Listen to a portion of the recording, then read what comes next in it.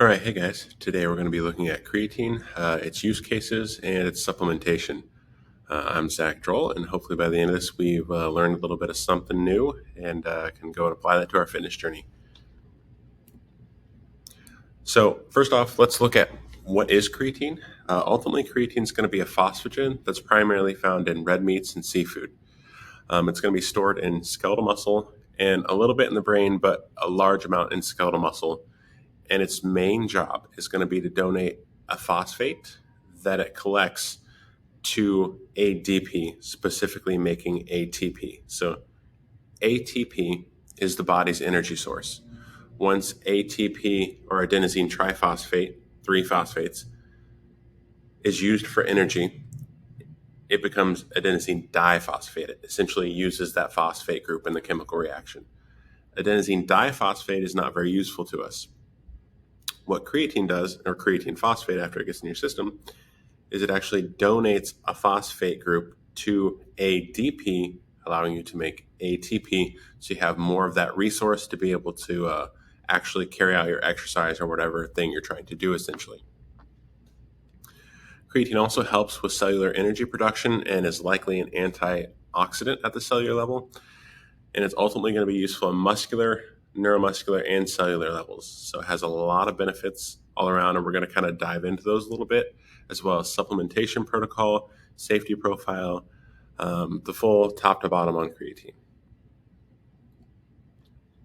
So, not to kind of hide the lead here, looking at SpongeBob there in the top right, but what are some of our benefits of using creatine? So, increased sprint performance. This is both in singular sprint and repeated bout sprints, so both peak performance and work capacity.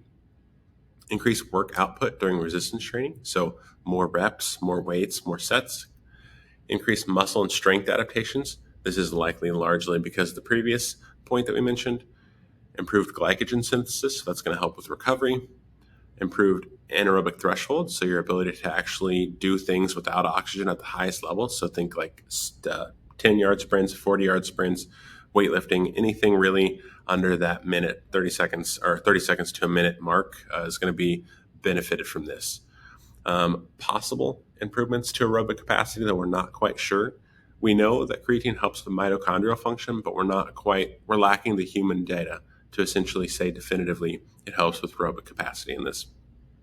Work capacity, as mentioned previously, recovery, and improved training tolerance. So you work harder, you recover harder, and you get a ton of benefits therein.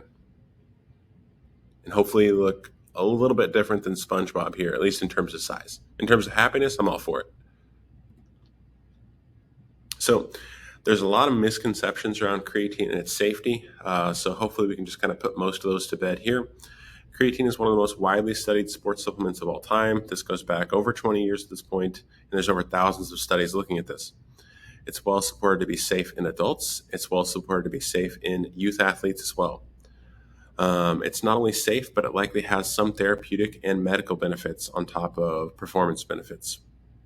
It's shown to be safe for long-term use, and it's even shown to be safe in long-term use, even at 6 times the normal dosage. So there's literally literature where people took 30 grams a day for 5 years and showed no adverse effects, well, minimal adverse effects. Sometimes you'll notice GI discomfort, especially with high doses of creatine, but we'll kind of get into that a little bit later. So some of the other benefits. I promise this isn't a sales pitch. I am not sponsored by Big Creatine, though Big Creatine, if you're listening to this, put the check in the mail and I will shill for you 100% every day of the week. Get like a tattoo across my chest, just Big Creatine, paid for by Big Creatine. I'm there. So improved recovery is going to be one of the benefits. Improved or increased glycogen loading, so your ability to actually get glycogen into the muscle. It's likely going to be decreasing inflammation or improving the inflammatory response, and likely helping to clear muscle enzymes and damage skeletal muscle, or from skeletal muscle damage following exercise. So that recovery process, after we've kind of released some of those enzymes and damaged muscle, it's going to help improve that and make it a little bit more rapid, improving that inflammatory response. There's limited evidence that that creatine also helps with injury prevention, and this is likely due to the increased benefits to recovery. We know that when fatigue is low and recovery is going well, injury risks plummet, and we think this might be the way creatine functions in that regard. Creatine also tends to help with exercise in hot environments. So if you're at risk for heat exhaustion or heat stroke, creatine monohydrate has been shown to help correct those issues or attenuate the risk factors there a little bit. And this is likely due to the fact it hyperhydrates the muscle. So creatine is osmotic, meaning when you take it in, it's going to take water and actually shuttle it into the skeletal muscle, which is actually a really big benefit. You hear some people say that they're bloating from creatine or they're worried that creatine is going to make them bloat. In this instance, creatine and that water that you retain, or that scale weight you might see jump up like 2 to 3 pounds, is all water within the skeletal muscle tissue, which only makes you look more muscular and perform better. So it's all upsides there. Potential improvements to rehabbing from injury. So there's evidence to show that creatine monohydrate supplementation helps attenuate muscle atrophy. So if you're in a cast, you might lose less skeletal muscle if you're on creatine. There's evidence to show that there are many benefits for brain and spinal cord protection.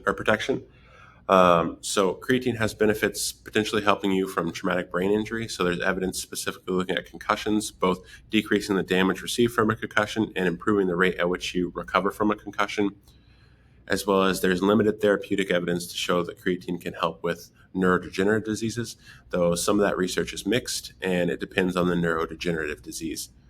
Creatine is well documented at this point to have a mild antidepressive effect, improve cognitive functions, and it protects from other negative effects from sleep deprivation. But this is specifically looking at high dosing.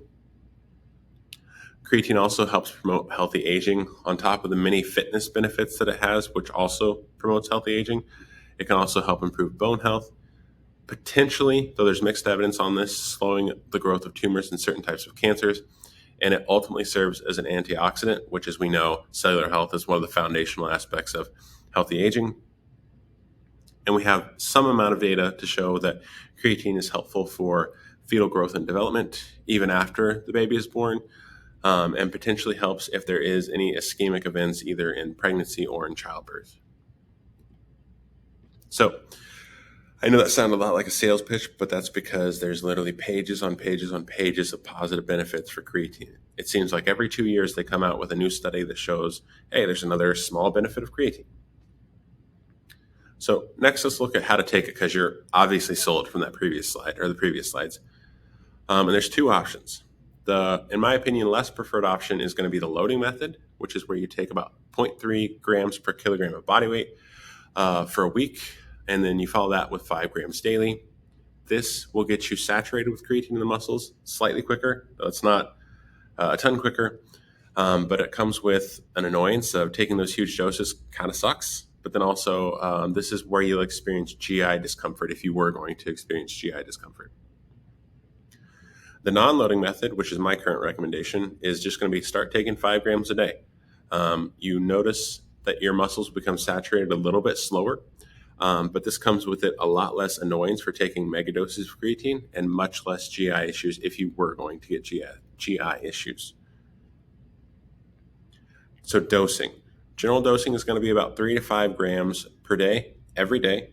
You want to take it on rest days, you want to take it when you're deloading, you want to take it 365 days a year to keep that muscle saturated.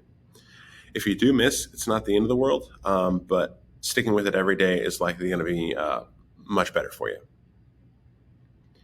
Heavier, more trained populations can likely bump that dose up to pushing 10 grams per day, though there's less evidence on that, though the evidence does look pretty favorable.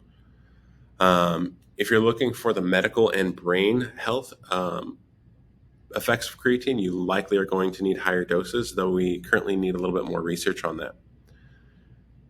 Because it is found in red meats primarily, vegans and vegetarians are likely going to need to consume at the higher dosage range of this recommendation. And vegans and vegetarians tend to be also very high responders because their muscle stores tend to be pretty low.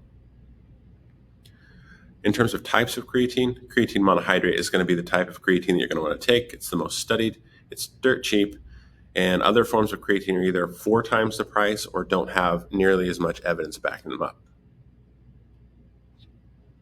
So some other considerations as we're kind of wrapping up creatine here. There's limited evidence to show that creatine co-ingested with caffeine can kind of dampen the effect of creatine, but you have a few options here. You can separate the caffeine dose and the creatine dose throughout the course of the day, maybe like morning and night. Probably don't take your caffeine at night, but that's a different conversation, which we'll get to a little bit later in later videos. Um, there's also this can largely be fixed from separating it, as I mentioned, but also possibly just increasing your dosage of creatine. So if you have to take them together for whatever reason, maybe you're taking closer to that 7 to 10 grams. Though we do need a little bit more research on this. This is mainly hypothetical. Creatine potentially can degrade in aqueous solutions if left there for a long time. So if you mix up your creatine and you let it set for 8 hours a day, 2 days, it might be a little bit less effective. There is a small percentage of the population that is going to be a non-responder to creatine. This sounds like a sad thing, but more often than not, when people are non-responders to creatine, it is because their stores, either naturally or through their diet, are likely going to be on the higher end anyways. So they're already kind of getting the benefits of creatine, just not through the supplemental protocol. Luckily, creatine's dirt cheap and safe, so even if you suspect you might be a non-responder, taking it might still be worth it even for the therapeutic benefits. Vegans and vegetarians should likely supplement with creatine due to their low diet availability of creatine, again, since it primarily comes from red meat. So looking at a conclusion here, creatine is going to improve sport performance, and this is especially true in high-performance sports or high-intensity sports. Creatine has many health benefits on the margins, and it may help or has many cognitive benefits as well. Creatine has a very high safety profile. It's very safe. Creatine is dirt cheap. I'm talking like 4 cents a serving if you look at like bulksupplements.com. Most people will benefit at some level from creatine supplementation, either from performance or the mild therapeutic or health benefits. And at the end of the day, it's still a supplement, so do know that supplements kind of make the top part of our pyramid. It's not going to move the needle like heaven and earth would. It's not going to be as effective as exercise or good nutrition. But in terms of looking at the potential benefit that a supplement can have at the top of that pyramid, this is basically the gold standard. And you would have to have some pretty compelling reasons to not have creatine monohydrate in your supplement stack. Hopefully this helps. Again, sorry if this seemed like a little bit of a sales pitch. It's not that I'm shilling for big creatine, though I promise you I would if I could. Creatine is just that good and that beneficial and that cheap. So I'm very much of the opinion that most people should take it. And yeah, hopefully you learned something. Hopefully you're on your way to GNC right now to pick up creatine, though bulk supplements probably has it cheaper than GNC if you're looking to buy. Hopefully that helped. Have a great day.